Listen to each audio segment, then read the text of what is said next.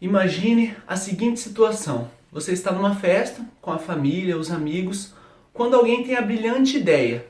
Vamos jogar o fulano na piscina? O que era para ser uma simples brincadeira pode acabar com um final trágico. Dá uma olhada.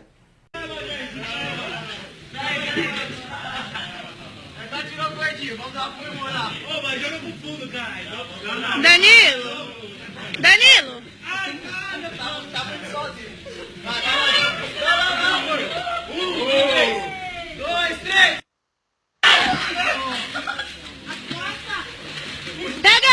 Pega ele, Bico! Oh, vocês também dão umas brincadeiras. São brincadeiras desse tipo que podem mudar completamente a vida das pessoas. O rapaz em questão teve uma lesão na medula espinhal, ou seja, ele ficou paraplégico. Nessa aula de hoje, nós vamos entender o que é a lesão medular, quais são os tipos de lesão e também o que são os níveis medulares. Eu sou Rogério Souza e seja muito bem-vindo ao canal Neurofuncional.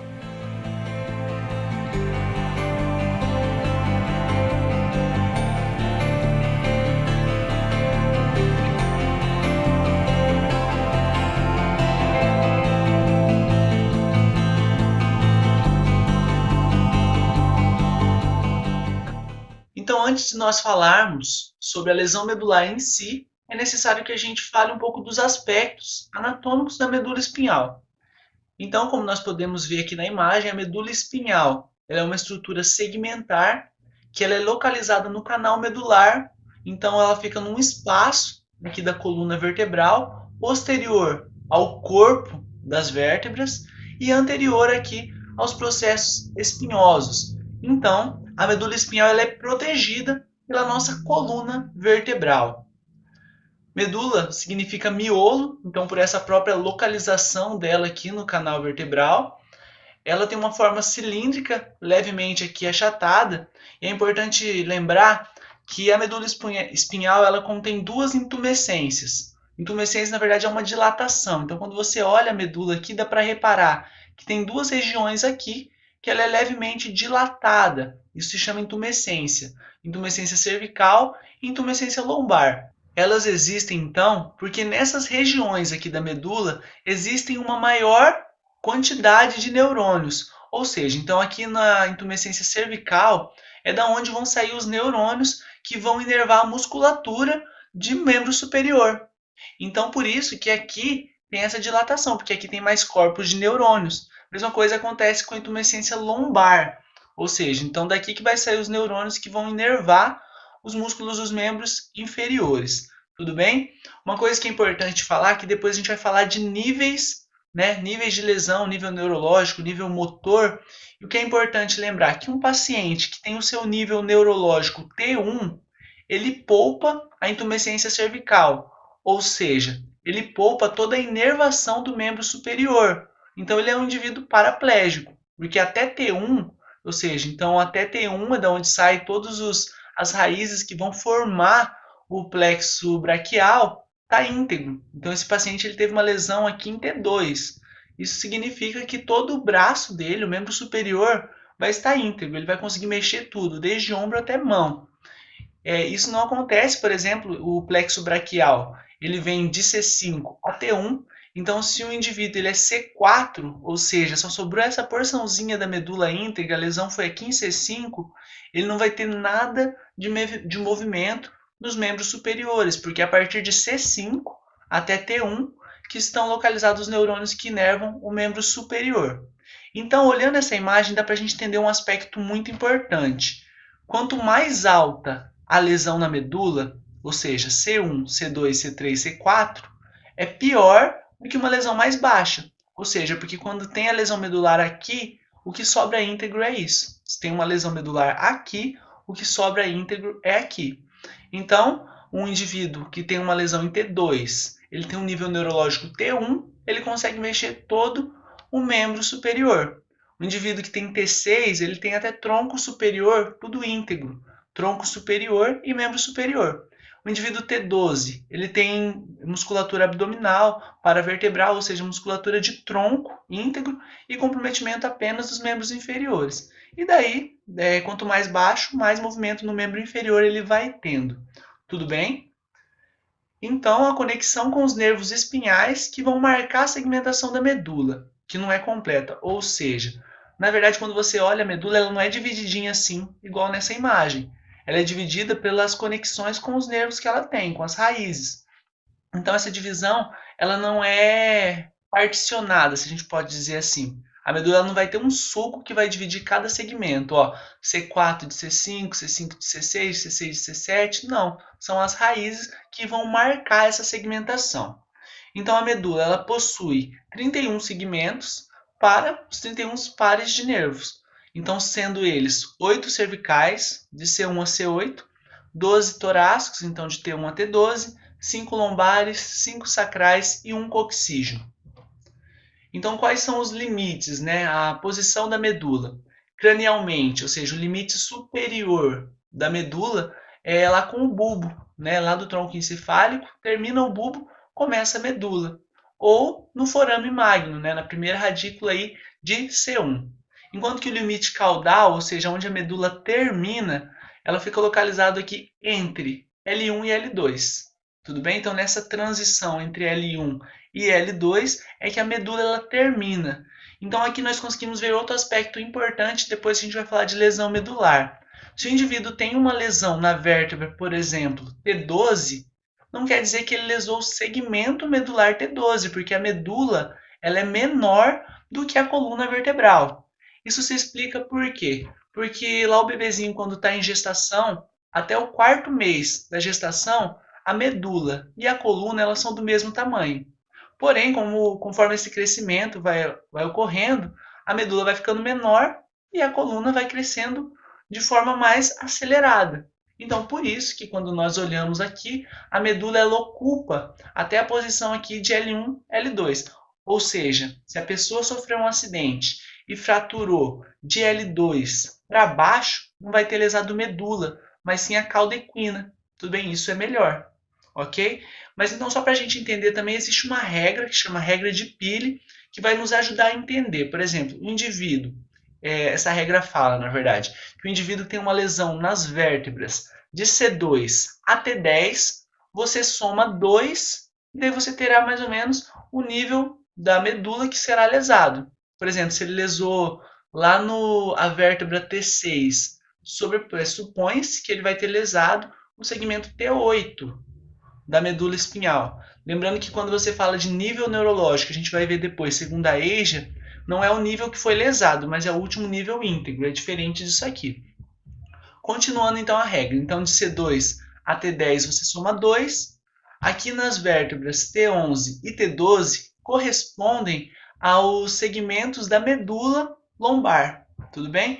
Então aqui nas vértebras aqui, ó, T11 e T12 estão localizados aos segmentos lombares. Então, T11, segmentos lombares alto, L1, L2, e T12 aqui, L3, L4, L5. E se você lesa a vértebra L1, você vai ter um comprometimento aqui da medula sacral ou coxígeo. Tudo bem? Então, essa é a regra de Peele, muito importante de saber. Então, entrando na parte mesmo de lesão medular, ela é definida por uma diminuição ou perda da função motora, ou seja, a pessoa tem um comprometimento motor e ou sensitivo e ou autonômico abaixo do nível da lesão. Então essa lesão ela pode ser parcial ou total, devido então aos traumas dos elementos neuronais dentro do canal vertebral. Ou seja, então se nós vemos lá a medula, como que a gente entende a função da medula? Ela é responsável por transmitir as informações motoras do nosso cérebro até os músculos, então ela tem a função motora. Outra coisa que é responsável dela também, ela leva as informações sensitivas do nosso corpo até o nosso córtex, outra função da medula aí. E também tem uma parte autonômica, do sistema nervoso autônomo. Basicamente são essas 3 funções da medula espinhal. Então se você tem uma lesão, você vai ter comprometimento motor, ou sensitivo, ou autonômico, abaixo do nível da lesão. Acima, está preservado, tudo bem? Quais são as principais causas da doença? Principalmente causa traumática. Assim entra daí trauma ou agressão. Os acidentes de trânsito, em especial moto, são responsáveis por 47% das lesões da medula espinhal. pode ser ferimento tanto com arma branca ou arma de fogo. Mergulho em piscina rasa, gente, isso aqui é muito importante, né? Teve uma época aí que o Ministério Público até lançou uma propaganda forte em cima disso, para que as pessoas não mergulhassem de ponta, porque isso ocorre muito. Na clínica eu já vi bastante pacientes que tiveram lesão medular por isso, foram pular na piscina, né, e acabaram pulando de ponta, a piscina era um pouco mais rasa do que eles esperavam, ou era acostumado a nadar num riozinho perto de casa e teve o azar de na hora pular, né, pegar uma parte rasa. Daí teve uma fratura das vértebras cervicais e comprometimento da medula. Então, muito cuidado. Melhor pular de pé, né, que fratura calcânea, do que pular de ponta e ficar com uma lesão medular. Tudo bem? Quedas também é frequente. E esportes, esses esportes mais de luta, também são responsáveis por 14% das lesões traumáticas. E existem outros tipos de causa também, como processo inflamatório, que entraria aí a mielite, processos degenerativos, processos compressivos, por exemplo, um tumor na medula, hérnia de disco extrusa, pode ocorrer também um edema aí no canal vertebral, processos vasculares, como os aneurismas ou os acidentes vasculares da medula, e além de alterações congênitas, por exemplo, a mielomeningocele. Joia? Uma coisa muito importante, gente, existem duas fases, basicamente, após a lesão medular. A primeira que é a fase de choque medular, que é essa fase inicial, o indivíduo foi lá, sofreu a lesão medular, ocorre na medula um processo de edema muito importante, e é como se todas as funções abaixo da medula fossem cessadas. Ou seja, uma coisa se apertasse um botãozinho de desligar a medula para baixo, onde foi a lesão. Isso é a fase de choque, a fase inicial. Depois, conforme vai passando o tempo, isso pode durar de 6 meses a 1 ano, ou até mais, ou até menos, dependendo do caso, o indivíduo vai entrando em fase de automatismo medular.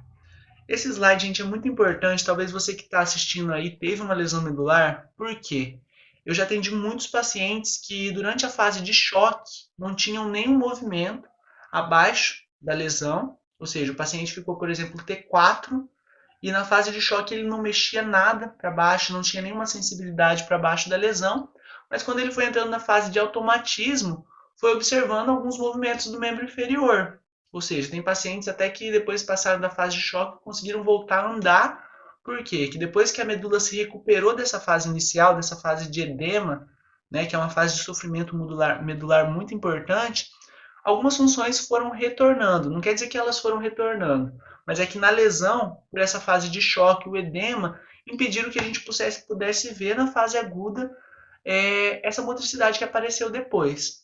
Por isso que é muito importante também para os profissionais da saúde saberem que não se deve tirar a esperança dos pacientes nessa fase inicial, porque a gente não sabe como vai ser a recuperação. Pode ser que volte alguma coisa? Pode ser. Pode ser que não volte nada? Também pode ser. Mas isso aí vai depender. Tudo bem? Então é muito importante saber que existe a fase inicial, então o correto. A pessoa teve uma lesão medular, pedir para aguardar. Vamos ver como o seu corpo, como a sua medula vai responder essa lesão medular. Joia? Então a fisiopatologia, o que está acontecendo lá na medula? A medula ela vai ficar edemaciada, ela pode ser esmagada, aí formando uma mielomalácia, por exemplo. Ela pode ser seccionada, cortada, né? Parcial ou totalmente. Ela pode estar sendo comprimida, por exemplo, uma hérnia pode estar lá extrusa comprimindo a medula, um tumor, ou pode ter ocorrido uma hemorragia. Tudo bem? Basicamente é isso. E o quadro clínico, o que a pessoa com lesão medular ela vai apresentar? Ela pode apresentar uma plegia, que é quando ela perde o movimento para baixo da lesão, ou uma paresia, que os músculos ficam fracos, mas ainda tem algum tipo de contração, ou às vezes assim, alguns músculos ficaram plégicos e outros paréticos abaixo da lesão, pode acontecer também. Normalmente esses pacientes vão desenvolver uma hipotrofia, depois uma atrofia. Na fase inicial é muito comum ele ter a reflexia, depois ir evoluindo com hiporreflexia e no final uma hiperreflexia para aqueles pacientes espásticos. Então pode ter comprometimentos de sensibilidade, então ter uma anestesia, uma hipoestesia. Pode ocorrer desse paciente ter uma dor neuropática? Pode, em especial em lesões por ferimento de arma de fogo, é comum ter dor neuropática. Alterações autonômicas, por exemplo, a pele ficar ressecada, né? Perder a pilereção, por exemplo. Alterações respiratórias, esses pacientes que têm uma lesão muito alta e perde a função dos músculos respiratórios, abdominais, os intercostais, então pode ser que ele tenha alterações respiratórias. Então, normalmente, Para paciente com lesão mais alta, logo no começo a gente já indica o uso daquela faixa elástica abdominal, né, para ajudar na função respiratória. Esse paciente ele pode ter uma bexiga neurogênica, tanto flácida quanto espástica, e também ter alguma disfunção sexual. Não vou comentar muito sobre essa parte de disfunção sexual, tem um vídeo aqui no canal que explica certinho, né, mas só para comentar que até 80% dos homens com lesão medular eles podem desenvolver ereção, então assim, a função sexual ela é comprometida, mas não quer dizer que esses pacientes com lesão medular não vão tê-la mais, né? Ela vai ter que ser adaptada. Mas quem tiver interesse pode procurar aí no canal esse outro vídeo. E, assim, de uma forma de padronizar a classificação da lesão medular, a American Spinal Injury Association criou então uma ficha, né, que na verdade serve para classificar os pacientes em nível neurológico. O nível neurológico quer dizer que é o último nível na medula, não tem nada a ver com vértebra, gente. Nível na medula em que está íntegro, tanto motor quanto sensitivo. O nível neurológico nem sempre é igual ao nível motor ou nível sensitivo, tudo bem? O nível motor, que é o nível lá na medula, em que o paciente possui uma motricidade grau 3 ou mais, né, bilateral, e o nível sensitivo, que é até o último dermátomo aí, bilateral, que o paciente possui uma sensibilidade preservada, tudo bem? E também o tipo da lesão, se é uma lesão incompleta, né, qual é o grau do comprometimento dessa lesão, né, daí tem o AIS, que vai de A a E, né? Então, para chegar nesses resultados, é necessário então uma avaliação motora dos miótomos, ou seja, os músculos chaves, e uma avaliação sensitiva. Os miótomos, então, os músculos chaves que representam cada segmento na medula. Do membro superior, o músculo que representa o miótomo C5 é o bíceps braquial, ou seja, os flexores de cotovelo. Então, você avaliar a força do paciente de flexores de cotovelo. Daí lembra, a classificação vai de 0 a 5. Se tiver 3 ou mais, né, quer dizer que o miótomo está íntegro. C6 é os extensores de punho, em especial o extensor longo e curvo do carpo. C7, os extensores de cotovelo, daí entra então o tríceps braquial. C8, flexor profundo dos dedos, né, que você avalia então no terceiro dedo a força de flexores de dedo. E abdutor do dedo mínimo representa T1. Então, assim, de tronco não tem um miótomo chave, agora a EJA não tem um miótomo chave, um músculo que representa melhor cada segmento. Lembrando que na avaliação neurológica a gente avalia, então, os intercostais e os abdominais, porque a gente sabe que os intercostais têm uma inervação de T1 a T6, enquanto que o abdominais ele vai aí de T7 até T12. Né? Então, você pode ter uma noção de comprometimento muscular também por essa avaliação. Mas a EJA pede que, quando não tem um miótomo chave para essa região, você vá pela avaliação sensitiva, tudo bem? E nos membros inferiores, os flexores de quadril, ou seja, o ilho-pessoas, representa L2, os extensores de joelho, ou seja, o quadríceps, representa L3, os dorsiflexores de tornozelo, ou seja, o tibial anterior, ele é o miótomo de L4, o extensor longo do hálux de L5, e os plantiflexores de tornozelo, ou seja, o gastrocnêmio sóleo, representam então S1. E já o dermátomo ele é a região, né, a região cutânea que representa cada segmento da medula. Então, para você avaliar lá em C2, que dá para ver aqui, ó, esse ponto onde você avalia a sensibilidade, é a protuberância occipital, então o dermátomo de C2. De C3 vem aqui na fossa clavicular. C4 no ápice da articulação acromioclavicular. C5, então, na face lateral da fossa antecubital. Tudo bem aqui? O epicôndilo, então, lateral. C6 na região dorsal do polegar. C7 na região dorsal do dedo médio. C8 na região dorsal do dedo mínimo. T1 na face medial da fossa antecubital, ou seja, no epicôndilo medial. T2 é aqui no ápice da axila. T3 no terceiro espaço intercostal. O T4 fica aqui na linha do mamilo. T5 no quinto espaço intercostal. E T6 no apêndice xifoide. Então, T7 ele é representado pelo sétimo espaço intercostal, enquanto que T8 é aqui no rebordo costal. T9 no nono espaço intercostal e T10 na cicatriz umbilical, né? T11 essa região aqui que fica abaixo da cicatriz umbilical e T12 no ligamento inguinal médio. L1, então entra aqui nessa região inguinal, L2 na face anterior de coxa, L3 no côndilo femoral medial, L4 então no maléolo medial, L5 na região dorsal do pé, S1 na face lateral do calcanhar, S2 na fossa poplite, S3 na tuberosidade isquiática e S4 S5 em região perianal. Então você avalia por sensibilidade superficial, né? Então você vai avaliar lá com pincel ou um cotonete ou com agulha, né? Então é exatamente nesses pontos, nos dermátomos. Você deve estar pensando agora, beleza, em questão de prognóstico, né? O que meu paciente vai conseguir fazer? Como que vai ser daqui para frente? Quão independente ele vai ser? Isso vai depender do nível da lesão. Ou seja, pacientes que têm uma lesão mais baixa, ou seja, um paciente com lesão lombar, ele vai conseguir fazer mais coisa que um paciente que teve lesão cervical, por exemplo, ou lesão torácica. Ou seja, quanto mais alta a lesão, menor, né, o nível de independência. Né? Quanto mais baixa, consequentemente, melhor o nível de independência. Então, isso dá para saber melhor depois da fase de choque medular. Ou seja, nessa fase inicial ainda é muito difícil saber, porque está tendo toda aquela questão do edema. Na fase pós-choque a gente consegue saber melhor como vai ser.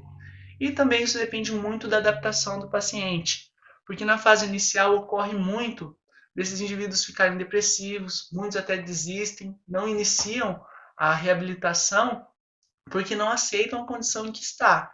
Isso é muito ruim, porque a fase inicial é muito importante. Por exemplo, a fisioterapia vai ajudar esse indivíduo a ganhar uma independência funcional. Isso seja com transferência, né? Vai ensinar aí as questões das passagens de postura. Muito necessário também, alguns pacientes precisam passar por PO, né? E algumas hortas que vão ajudar em questão de alimentação para paciente tetra. E se esse paciente não aceitar essa adaptação, fica muito difícil. Né? Então é muito necessário que esse paciente ele entre para reabilitação, porque pacientes que passam por reabilitação têm um prognóstico muito melhor, ok? Então, assim, o que eu tinha preparado para falar de lesão medular basicamente era isso, né? Assim, ainda dá para fazer muitos vídeos sobre as complicações, mais detalhes aí sobre a anatomia da medula, mas se ficou alguma dúvida, deixa aí nos comentários, tudo bem? Pode perguntar, curta aí o vídeo, se inscreve no canal, segue a gente lá no Facebook. Fiquem com Deus aí e até a próxima.